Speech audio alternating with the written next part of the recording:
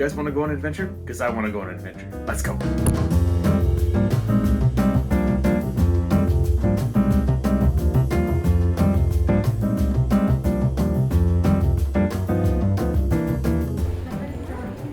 Alright, I'm at the new Kyoto airport. I just got my boarding pass for a flight to Osaka. So I'm going to be spending a week in Kyoto. I figured since it's spring break and I have a little bit of time before I start as a research student, I might as well try something interesting and go check out some temples. And especially since this year there are very few tourists, looking at the flowers and checking out the temple should be a pretty enjoyable experience without the hordes and hordes of people there. Or well, maybe there will be hordes of people, but I don't know. Anyway, I actually haven't eaten much today, so I'm just going to try and find some food and then wait for my flight, which is at 9:10. So I think the only place that's actually open at this time is going to be this Starbucks. I think the sign said they opened at 8. This here. All right, sustenance acquired. It's time to go get on the plane. Get my coffee. Watching some people for some time. The sandwich is actually pretty good. Now it's time to go board and fly to Osaka. Oh, it's pink. Well, that was close. I was worried that I wasn't going to make it through security, but they actually start boarding 20 minutes prior, so I had enough time. But I was quite worried there for a minute. Of course, you've always got a window seat for all the good plane views. So the flight should take about 2 hours-ish. And we'll be touching down at Kansai International Airport, which is on a small island just outside of Osaka.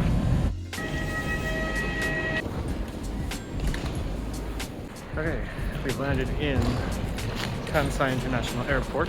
We're at Terminal 2, so I gotta take a bus to Terminal 1.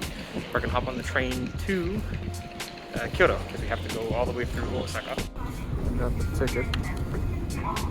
There's something eerily familiar about the situation about being in a train station where you don't know where you are. I believe this is the one that I need to take though. I think. Osaka. Let's get on that and see what happens.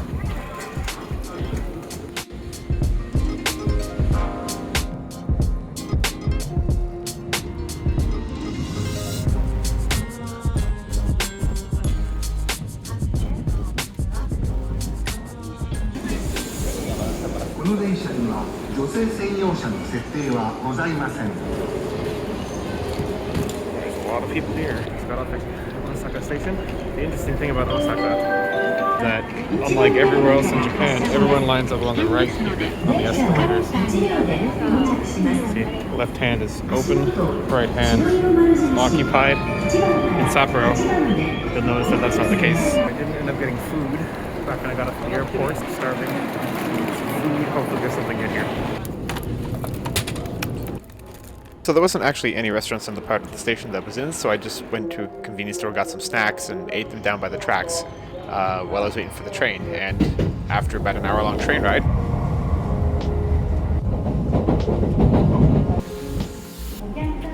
I was there. Just made it to Kyoto. Fucking A+. Didn't get lost. That's good.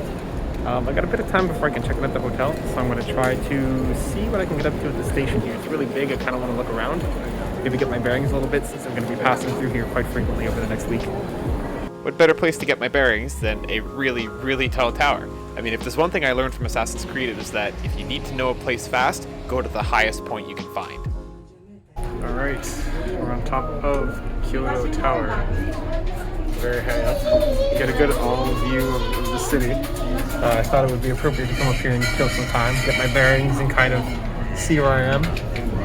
There's a nice temple right there. As far as I can tell, my hotel is also in that direction somewhere. So I'll be heading there momentarily to drop my bags off. It's getting kind of heavy.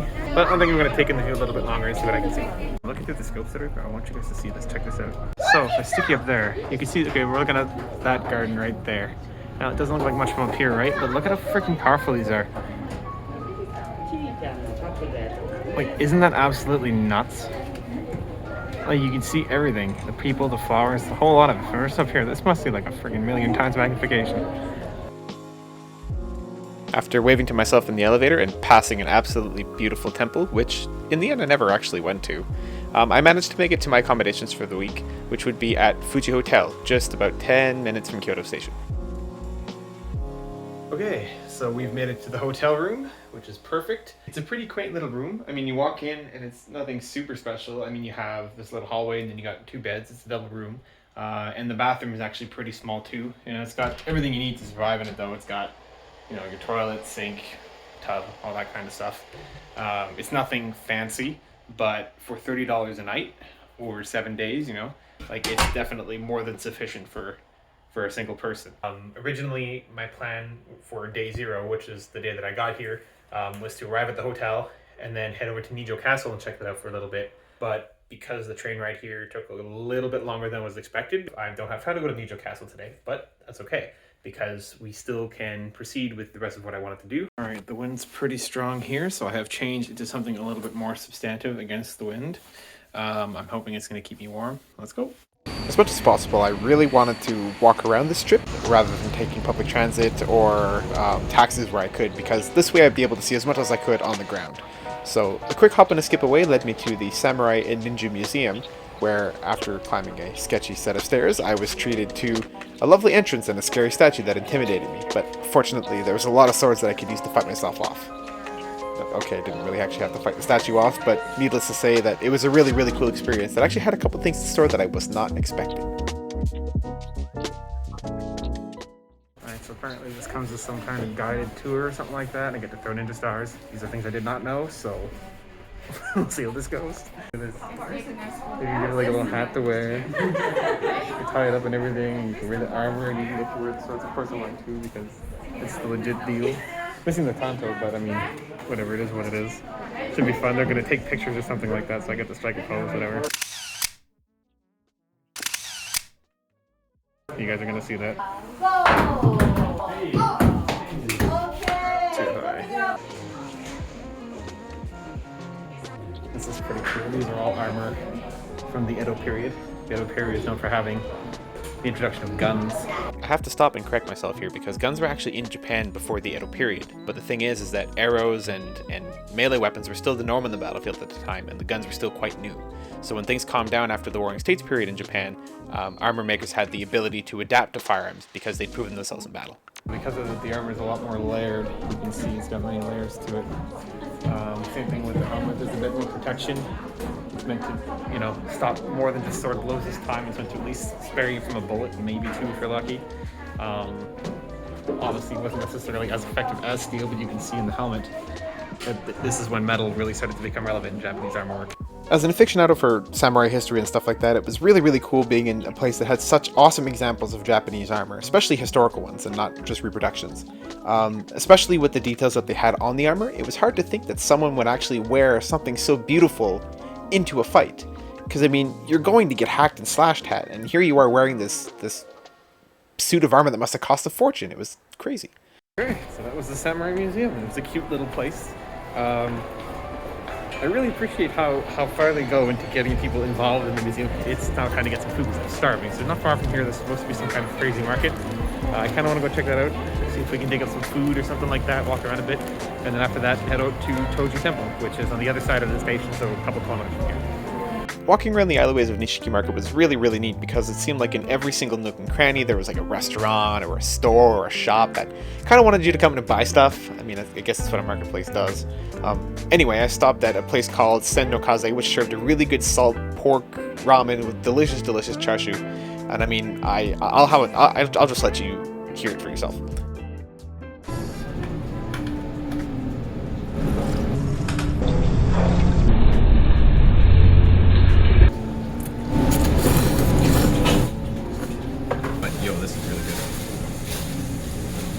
After eating what felt like a metric ton of ramen noodles, it was a quick walk and a train ride away. Definitely the best mascot I've seen in all Japan. Like, what? He's just so cute. To Toji Temple, where I was prepared to get blown away by an awesome building and beautiful flowers. Check that out. It's wild. Whew. That is way bigger than I thought it was. Holy jeez. People made that. I am in the temple. I repeat, I am in the temple. It's beautiful. Watch.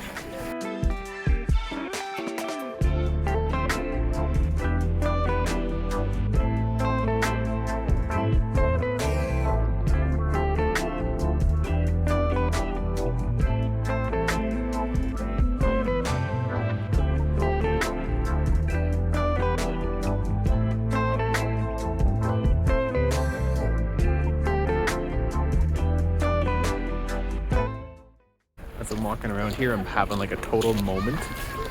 Like, this is insane. This is probably one of the most beautiful things I've seen in my life. It's wild. Like, I mean, just look at that. It's nuts. Like, it's so pink. Well, to you guys, it's probably white, but I'll put some pictures up and you'll see, like, dude, it's beautiful. And the reflection of the temple and the water and just the magnificence of it, it's huge. Like, it's a work of art, and it's all handmade, which is crazy. This thing is ancient, you know? And the fact that it's still standing, the fact that it's there, the fact that they keep such, you know, good care of it, and like with all the cherry, I don't know, it's a moment, dude. It's a feel. Like, you gotta be here. One of these buildings you can apparently go into for some reason. So I'm gonna go in. There's a big ass statue, and I really want to see this. Let's go.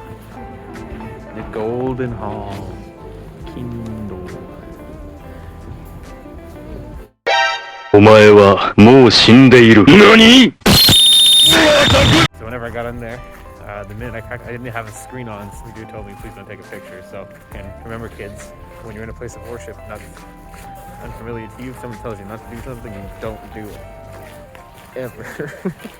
So after that, I walked around for a little bit longer and took in the sights for a couple minutes more before I decided it was late enough and it was time to bring a close to this first day. That was something. I'm still kind of at a loss for words because, you know, on one hand, what I just seen was absolutely beautiful, but also because, like, it's one of those moments that you live where you're like, holy fuck, I'm actually living the dream right now. Ever since I read about the Kinkakuji, the Golden Temple to the north, in a history book when I was like 12, I've always wanted to come here. You know, it's kind of always in the back of my mind, but now that I'm here, it's one of those things where it's like, holy shit. Like, I live in Japan. There is a whole 7 more days to go here in Kyoto. There's gonna be more temples, lots of those, lot more temples, a lot more cherry blossoms, and a few non-temple / cherry blossom related locations to make sure that I'm not gonna get sick of everything that I see. Although I don't think that's possible.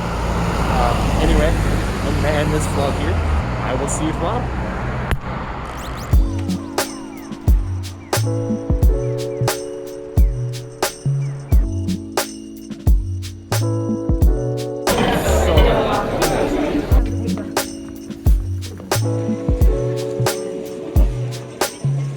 I've never seen people like this before. This is nuts, man.